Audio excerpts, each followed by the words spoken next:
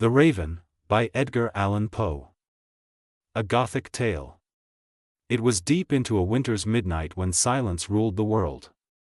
The fire in the chamber had burned low, leaving only faint embers to cast trembling shadows along the walls. A lone man sat hunched in his armchair, his hands resting wearily on an old book, though his eyes had long ceased to follow its lines. His thoughts were elsewhere, entangled in grief, tangled in memory.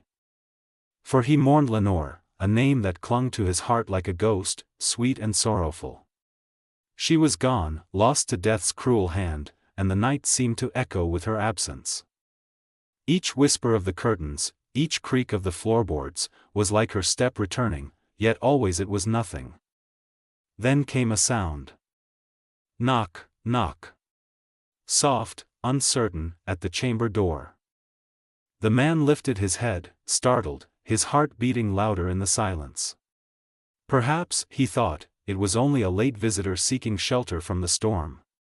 He rose, whispering to himself, "'Tis some visitor, nothing more." Yet when he opened the door, the hallway beyond lay empty, swallowed in endless dark. He returned to his seat, his soul heavier than before. But again, knock, knock. This time sharper, closer. His blood chilled.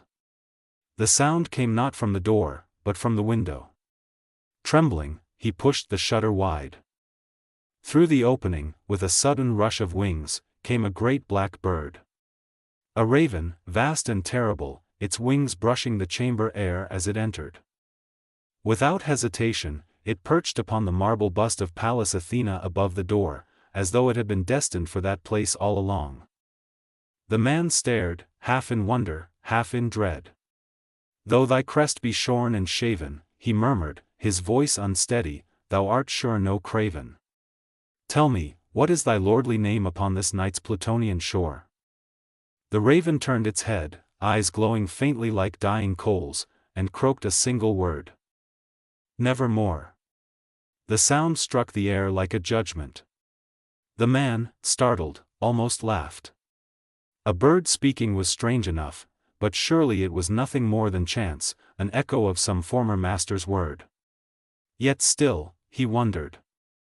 He leaned forward, his heart aching with a fragile hope.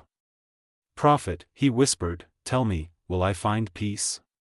Will I clasp Lenore again in a fairer world?" The raven's eyes glowed darker, and again it answered. "Nevermore." The chamber seemed to shiver at the sound. The man's smile faltered. He pressed his hand to his brow, whispering more desperately now, asking if his sorrow would ever lift, if there was balm in Gilead, if angels had taken his Lenore into their keeping. Each time, the raven replied, its voice deep and unyielding. "Nevermore." The word became heavier with each echo, like a chain clamped tighter around his heart. His hope withered, his questions grew frantic, and his despair deepened. Shadows seemed to thicken, the air itself heavy with finality. At last, in fury and anguish, he cried out for the bird to leave, to return to the storm and the night. But the raven remained, unmoving, perched upon the bust, its gaze eternal. And the man understood. The raven had not come to comfort him, nor to answer with truth or mercy. It had come to seal his fate, to remind him that hope was lost, that Lenore was gone forever, and that his soul would remain bound in grief. Still it sat, silent now, save for the memory of its word, its shadow spilling across the chamber floor, stretching, reaching. And the man felt himself sinking beneath that shadow, his soul trapped within it, forevermore. The Raven, by Edgar Allan Poe. A Gothic tale.